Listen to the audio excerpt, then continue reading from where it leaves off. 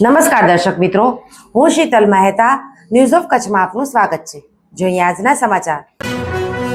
દરરોજ લીલા મરચા ખોરાકમાં વપરાય છે। કઈ લીલી મરચી તીખી હોય છે? રંગ અને આકાર ઉપરથી તીખાસની પરખ થાય છે। કયા લીલા મરચા હોય છે સૌથી વધુ તીખા? માત્ર રંગ અને આકાર જોઈને જ ઓળખી જશો। ખરીદતી વખતે આ ટિપ્સ ફોલો કરો। ભારતીય રસોઈમાં તીખાસ વગર જમણવાર અધૂરો ગણાય છે।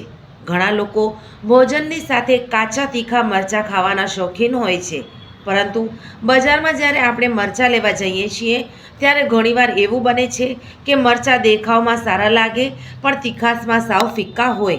જો તમે પણ તીખા મરચાંના ચાહક હો તો ખરીદતી વખતે કેટલીક ખાસ બાબતોનું ધ્યાન રાખીને તમે સૌથી તીખા મરચાંની ઓળખ કરી શકો છો। રંગ પરથી ઓળખો તીખાસ। મરચાંનો રંગ તેના તીખા હોવાની સૌથી મોટી નિશાની છે।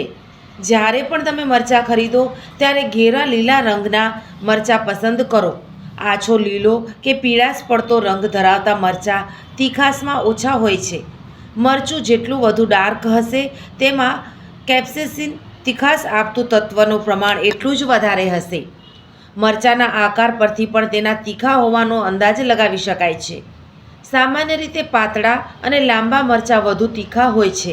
જે મરચાં કદમાં ટૂંકા અને જાડા હોય છે તે અંદરથી ઓછા તીખા અને વધુ માસલ હોય છે।